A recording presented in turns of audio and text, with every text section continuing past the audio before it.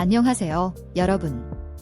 오늘도 중요한 주제를 가지고 여러분과 함께 이야기 나눌 시간이 찾아왔습니다. 오늘은 많은 분들이 직장에서 느끼고 있는 직무 스트레스에 대해 이야기해 보려고 합니다. 특히 중년 남성들이 직장에서 받는 스트레스는 단순한 피로를 넘어서 건강과 삶 전반에 영향을 미치곤 하죠. 그래서 이번 영상에서는 스트레스를 어떻게 관리하고 건강한 직장 생활을 이어갈 수 있을지에 대해 깊이 있는 이야기를 나눠보겠습니다. 여러분, 스트레스가 우리의 일상에 얼마나 큰 영향을 미치고 있는지 인식하고 계신가요? 처음에는 피로감 정도로 시작될 수 있지만 시간이 지날수록 우리 몸과 마음을 갉아먹게 됩니다. 잠을 잘 못 자고 식사도 제대로 못하며 결국 직장과 가정에서의 균형이 무너지게 되죠. 오늘은 그 스트레스를 어떻게 다스릴 수 있을지, 그리고 그로 인해 우리의 삶이 어떻게 나아질 수 있을지에 대해 이야기해 보겠습니다. 먼저 제가 예시를 하나 들어볼게요. 김 과장님은 40대 중반의 직장인입니다. 경력도 오래되었고 직장에서 중요한 역할을 맡고 있습니다. 하지만 최근 들어 업무가 많아지면서 하루하루가 버겁습니다. 야근이 잦아지면서 몸은 점점 피곤해지고 가족들과 함께 보내는 시간도 줄어들었습니다. 심지어 가족과의 대화도 점점 줄어들고 주말에는 몸이 피곤해서 아무것도 할 수 없게 되었습니다. 김 과장님은 이렇게 쌓인 스트레스가 자신의 건강에도 악영향을 미치고 있다는 것을 느끼지만 해결 방법을 몰라 더 힘들어하고 있죠. 김 과장님의 사례처럼 많은 중년 남성들이 직무 스트레스로 인해 건강 문제까지 겪고 있습니다. 그럼 우리는 어떻게 이 문제를 해결할 수 있을까요? 먼저 스트레스의 원인을 파악하는 것이 중요합니다. 여러분도 한번 스스로에게 물어보세요. 내가 느끼는 스트레스는 어디에서 오는가? 업무량 때문일까요? 아니면 상사와의 관계, 혹은 동료들과의 갈등에서 오는 것일까요? 이렇게 스트레스의 원인을 찾아내는 것이 첫 번째 단계입니다. 자, 스트레스의 원인을 찾았다면 이제는 그에 맞는 해결책을 찾아야 합니다. 먼저 업무 시간 관리를 잘해야 합니다. 김 과장님처럼 일이 몰리면 우리는 시간에 쫓기게 되고 그로 인해 스트레스는 더 커집니다. 여러분은 어떻게 업무를 관리하고 계신가요? 오늘 하루 일과를 어떻게 계획하시나요?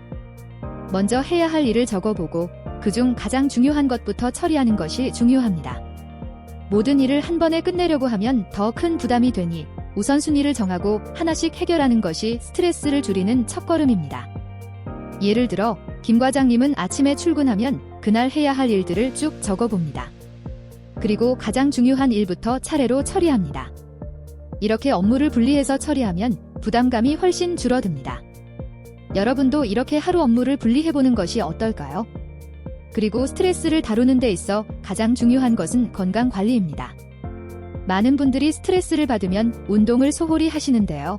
사실 운동은 스트레스를 해소하는데 가장 효과적인 방법 중 하나입니다. 운동을 하면 우리 몸에서 엔돌핀이라는 호르몬이 분비되면서 기분이 좋아지고 신체적으로도 활력이 생깁니다.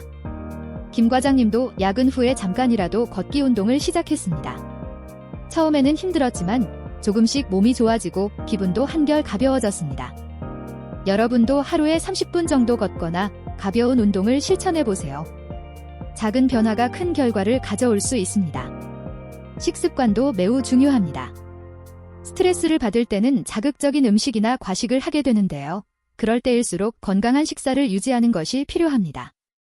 신선한 야채와 과일, 단백질이 풍부한 음식을 통해 우리 몸에 필요한 영양을 공급해주는 것이 스트레스를 이겨내는 힘이 됩니다. 김 과장님도 과식을 자주 하다 보니 소화불량까지 겪었지만 건강한 식습관을 유지하면서 조금씩 몸이 회복되었습니다. 그리고 중요한 것 중 하나는 감정 관리입니다. 직장에서 감정적으로 예민해질 때가 많죠.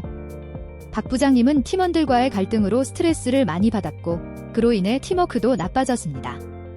그런데 박 부장님은 이를 해결하기 위해 팀원들과 더 자주 대화를 나누고 그들의 의견을 경청하며 관계를 개선해 나갔습니다. 여러분도 직장에서 상사나 동료들과의 관계 때문에 스트레스를 느낀다면 혼자 끙끙 앓지 말고 적극적으로 소통해보세요. 솔직하게 자신의 감정을 표현하고 상대방의 입장도 이해하려는 노력이 갈등을 풀고 스트레스를 줄이는 데 큰 도움이 됩니다. 여러분은 혹시 명상을 시도해보신 적 있나요? 명상은 스트레스를 다스리는데 아주 좋은 도구입니다. 정 과장님은 명상을 통해 마음을 차분하게 하고 감정을 더 잘 다스릴 수 있게 되었습니다. 매일 아침 10분 정도 눈을 감고 호흡에 집중해보세요. 그동안 머릿속을 가득 채웠던 스트레스가 사라지고 하루를 차분하게 시작할 수 있습니다. 명상을 통해 여러분의 마음이 한결 가벼워질 수 있습니다. 또한 취미 생활을 통해 스트레스를 해소할 수 있습니다. 김 부장님은 등산을 하면서 스트레스를 풀었습니다. 여러분은 어떤 취미를 가지고 계신가요? 직장에서 벗어나 자신만의 시간을 갖는 것이 중요합니다. 취미는 단순한 여가 활동이 아닌 스트레스를 풀고 새로운 에너지를 얻는 방법입니다. 독서, 음악 감상, 운동 등 자신이 즐길 수 있는 활동을 통해 일상에서의 스트레스를 해소해보세요. 또 다른 예로 박 과장님은 주말마다 가족과 함께 시간을 보내면서 스트레스를 풀었습니다. 직장에서 받는 스트레스를 가정에서 풀 수 있다는 것은 큰 축복이죠. 여러분도 가족들과 함께하는 시간을 소중하게 여기고 그 시간을 통해 직장에서의 스트레스를 해소해보세요. 마지막으로 제가 드리고 싶은 중요한 메시지는 긍정적인 마인드를 유지하는 것입니다. 여러분, 직장에서 스트레스를 받는 상황에서도 긍정적으로 생각하는 것은 쉽지 않지만 긍정적인 태도를 가지면 우리가 스트레스를 더 잘 이겨낼 수 있습니다.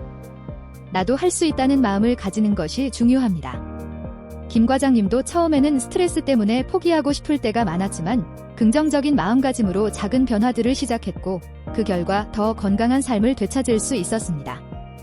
여러분도 지금 느끼는 스트레스를 그저 불편한 존재로만 여기지 말고 그 스트레스를 관리하고 극복할 수 있다는 자신감을 가지세요. 오늘 이야기한 작은 변화들이 여러분의 직장 생활에 큰 변화를 가져다 줄 수 있습니다. 오늘도 시청해주셔서 감사합니다. 이 영상이 여러분의 직장 생활과 스트레스 관리에 도움이 되었길 바랍니다. 구독과 좋아요는 큰 힘이 됩니다. 앞으로도 더 유익한 정보로 여러분과 함께하겠습니다. 감사합니다.